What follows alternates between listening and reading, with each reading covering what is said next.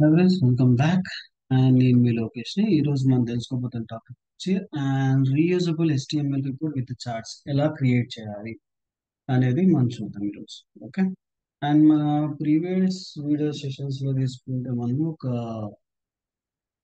Simple and user friendly ఒక HTML form create చేసాం కదా. అండ్ ఈవెన్ మనం ఇప్పుడు చూస్తే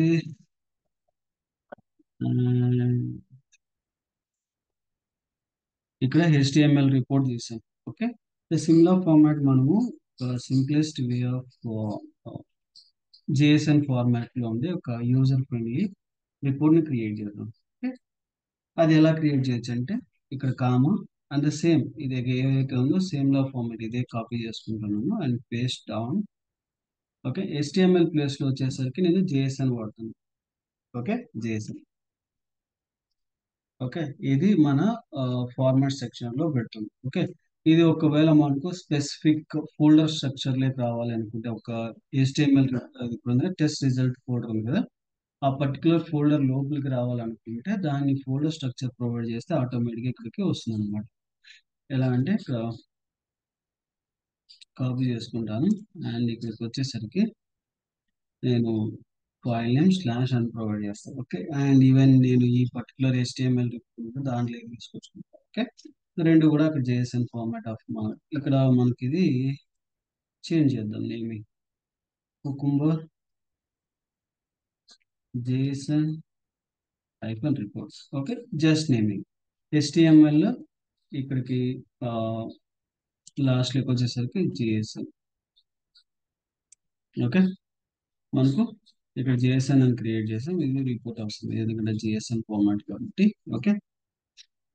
ఇప్పుడు ఇందులో ఇంకొకటి ప్రోగ్రెస్ బార్ అవన్నీ డిస్ప్లే అవ్వాలంటే దానికి కూడా ఒక స్ట్రక్చర్ అనేది ఉంటుంది. ఓకే. దాన్ని మనము ప్రోగ్రెస్ అంటాం అనమాట. ఇది ప్రజెంట్ సిచ్యువేషన్స్ లో ఇది వర్క్ అవ్వట్లేదు అండ్ లేటెస్ట్ సంథింగ్ చేంజ్ చేశారు. అది ఒకసారి కనుక్కున్నాక ఇది ప్రోగ్రెస్ ఏంటంటే మనం కన్సోల్ లో కూడా మనం రిపోర్ట్ అనేది చూసుకోవచ్చు అనమాట. ఇవి టూ ఫార్మాట్స్ అండ్ దీన్ని కన్వర్ట్ అయిన JSON ని మనకు తగ్గట్టుగా డిస్ప్లే చేయాలి. ఎందుకంటే JSON ఎప్పుడు కూడా JSON ఫార్మాట్ లో ఉంటుంది and it will not be మనకు HTML ఫార్మాట్ డాక్యుమెంటేషన్ లో డిస్ప్లే అవ్వదు. మరి ఎలా అచీవ్ చేసుకోవచ్చు అంటే మనకు ఒక ప్లగ్ఇన్ అనేది యాడ్ చేయాలి. ఓకే. ఎలా ప్లగ్ఇన్ యాడ్ చేస్తామంటే ఇక్కడ నేను టైప్ చేసి అక్కడ కాపీ చేస్తాను. వచ్చి npm అని install space multiple cucumber HTML reporter space save -def. ఇది మన వర్జనల్ అన్నమాట. ఇది మనం కాపీ చేసుకున్నాము. ఇక్కడికి వచ్చేసి పేస్ట్ చేసి అంటారు. Okay.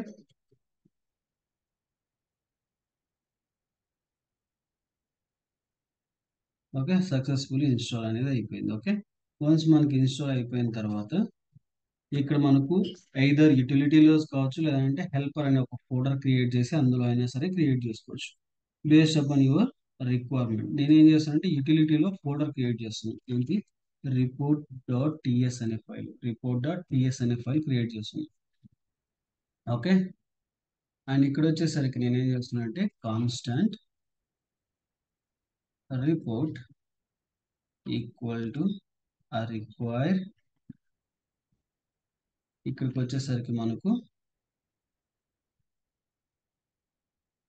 Multiple cucumber HTML report. ఇది మన స్ట్రక్చర్ అన్నమాట. Okay.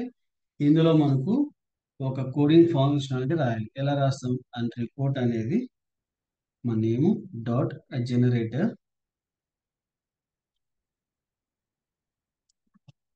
Braces and two curly braces. Okay. ఇందులో JSON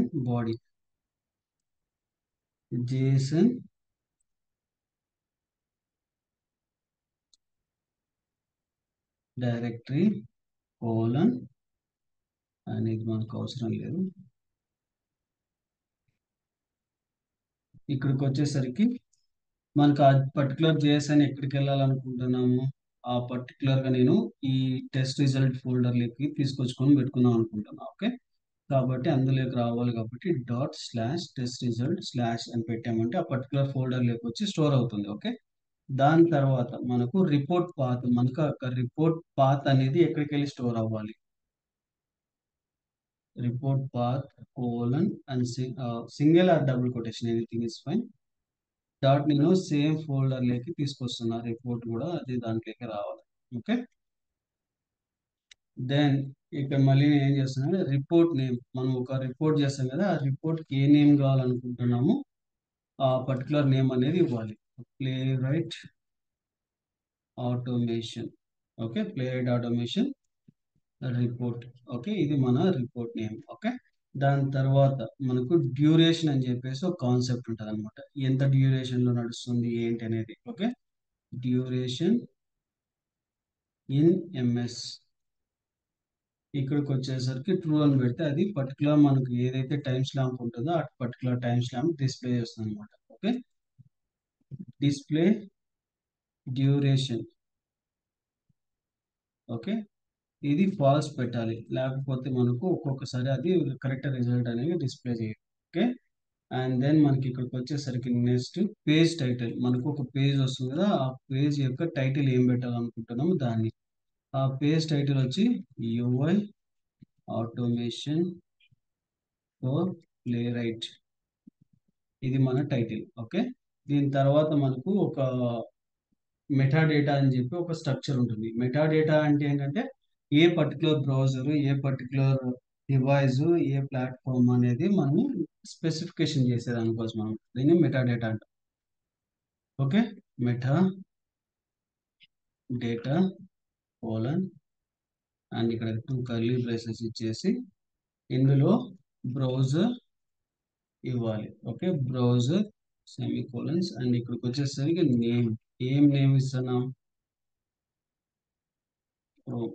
okay, end version of that particular case కాబట్టి వర్షన్. ఇక్కడ మనకు ఆ వర్షన్ యొక్క ఏదైతే ఉందో 240 ఆర్ సంథింగ్ ఏదైతే అది. Okay, based upon. Okay, and దాని తర్వాత మనకు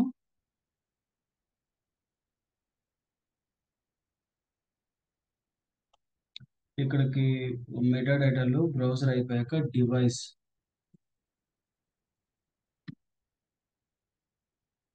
డివైస్ ఆ డివైస్ నేమ్ ఏదైతే పెడదాం అనుకుంటారో అది.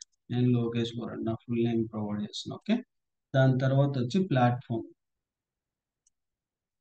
ఏ ప్లాట్ఫామ్ స్పెసిఫై చేస్తున్నాం ఆ పర్టికులర్ ప్లాట్ఫామ్. ఓకే, నేమ్ వచ్చి విండోస్. ఓకే, వర్షన్ వచ్చేసరికి 10. ఓకే, ఇది నా స్పెసిఫికేషన్. ఓకే, దాని తర్వాత మనకు మెటా డేటా కంప్లీట్ అయిపోతుంది.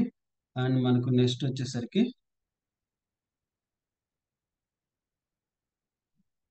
Custom custom data. Custom data అనేది ఒక ట్యాగ్ ఉంటుంది, దీన్ని కూడా స్పెసిఫై చేయాలి. అండ్ టైటిల్ వచ్చేసరికి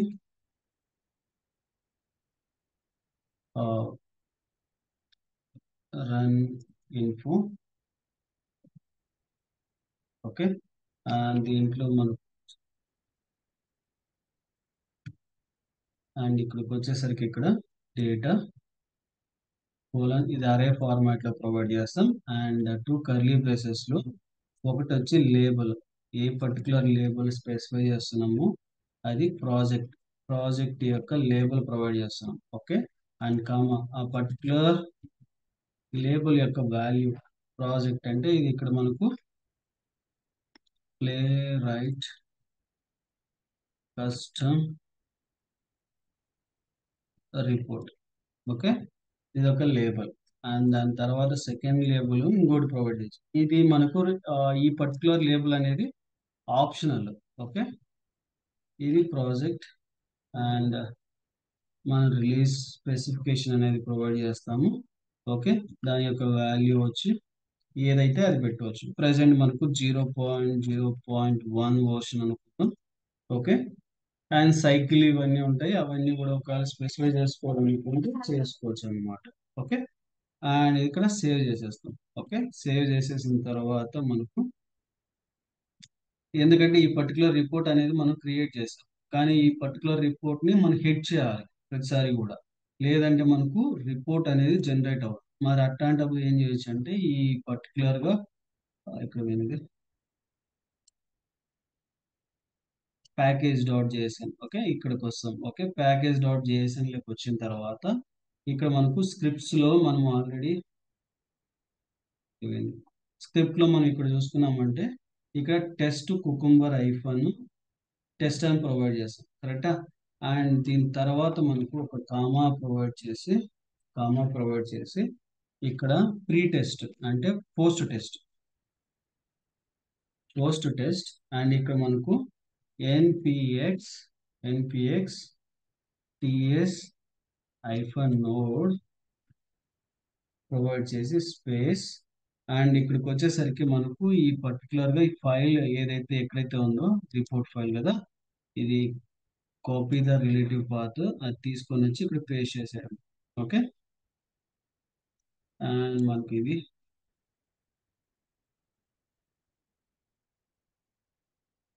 ఓకే. అండ్ మనకు పోస్ట్ మనకి ఎంత ఎగ్జిక్యూషన్ అయిపోయినాక జనరేట్ చేయమని చెప్తున్నాము. ఓకే, అప్పుడు మనకి ఇది 100% వర్క్ అవుతుంది. అండ్ సమ్ టైమ్స్ మనకి ఏంటంటే ఒక్కొక్కసారి వర్క్ అవ్వదు. ఇక్కడ మనకి అట్లాంటప్పుడు ఏం చేస్తారంటే ఇక్కడ టూ పైప్ సింబల్ ఇచ్చేసి ట్రూ అని ప్రొవైడ్ చేసామంటే ఆటోమేటిక్ మనకు జనరేట్ అవుతుంది అనమాట. ఓకే, ఇన్ కేస్ జనరేట్ కాకపోయినా ఒకసారి మీరు పింగ్ చేయండి, నేను వీలైతే నేను లేదంటే నా గిట్హబ్ లింక్ లోకి వెళ్ళేసి చెక్ చేసుకోండి. ఓకే, ఆటోమేటిక్గా మీకు వర్క్ అవుతుంది. ఓకే, నా మనం రన్ చేస్తుంది ఏమని ఎన్పిఎం రన్ టెస్ట్ అనేసి డైరెక్ట్ గా ఒక సింగిల్ టెస్ట్ కేసు రన్ చేస్తుంది, వెదర్ మనకు రిపోర్ట్ జనరేట్ అవుతుందా లేదా అని. ఇప్పుడు చూడండి మనకు ఇక్కడ రిపోర్ట్ అనేది లేదు, ఫోల్డర్ రన్ చేస్తుంది. ఓకే, మనకి ఫెయిల్ అయినా పాస్ అయినా నో ఇష్యూ. ఓకే, చూడండి one test case and one అనేది పాస్ అండ్ ఫెయిల్ కిందకి వచ్చేసింది. ఓకే, అండ్ ఇక్కడ మనకు ఎక్స్పాండ్ చేస్తే ఇక్కడ చూడండి మనకు జేఎస్ఎన్ రిపోర్ట్ వచ్చింది, ఆ JSN report index dot HTML report కింద జనరేట్ చేసేస్తుంది. ఓకే, అండ్ ఇప్పుడు మనం ఫోల్డర్ స్ట్రక్చర్లోకి వెళ్ళామంటే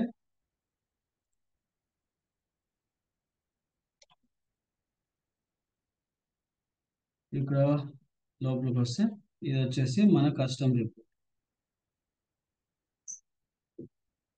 ఇక్కడ చూడండి మనకు ప్లే రేట్ రిపోర్ట్ అనేది వచ్చింది, బట్ పాస్ అయిన తర్వాత వాల్యూ అనేది జనరేట్ అవ్వదు. డార్క్ మోడ్ ఇదండి, బట్ పాస్ అయింది. విత్ స్క్రీన్ షాట్ అటాచ్మెంట్ కూడా ఉంది. మీరు చూస్తే ఇది టుడే అండ్ 12 స్టార్ట్ అయింది, ఇది జనరేషన్ కూడా అయ్యింది. బట్ ఎందుకు ఇది పికప్ చేయలేదు అనేది చూడాలి. ఓకే, బట్ జనరేషన్ అనేది జరిగింది, బట్ షీట్ అప్డేట్ అనేది అవ్వాలి. ఓకే, ఒక్క నిమిషం నేను చూసుకొని వస్తాను ఒకసారి.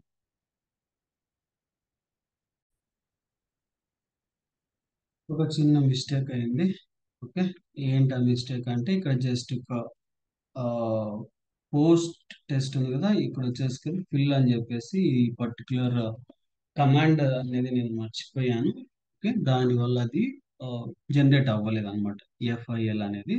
ఓకే, ఇక్కడికి వచ్చేసి నేను మళ్ళీ పర్టికులర్గా ఈ ఫైల్స్ ని ఇది ఇది మూడు కూడా నేను డిలీట్ చేసేస్తాను. ఓకే, ఎందుకంటే మనకు రీజనరేట్ చేయడం కోసం ఇప్పుడు ఇది కూడా డిలీట్ చేసేద్దాం, ఎందుకంటే మనకి ఇది అవసరం లేదు. ఓకే, ఇప్పుడు అంతా ఫ్రెష్. ఓకే, అండ్ ఇక్కడికి వచ్చేసి మళ్ళీ రన్ చేస్తున్నా.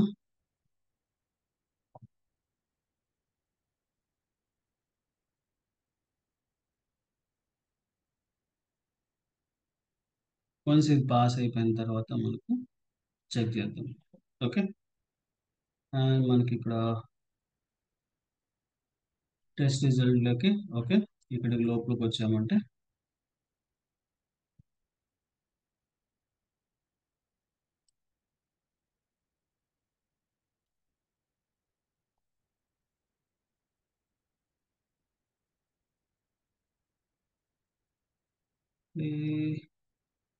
Again.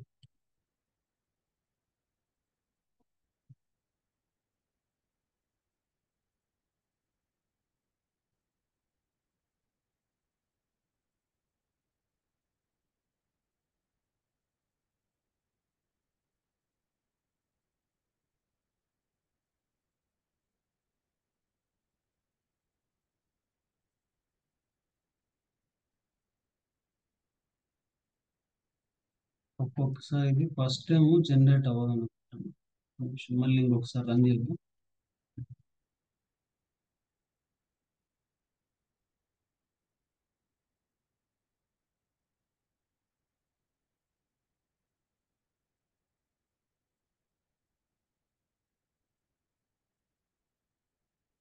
ఓకే.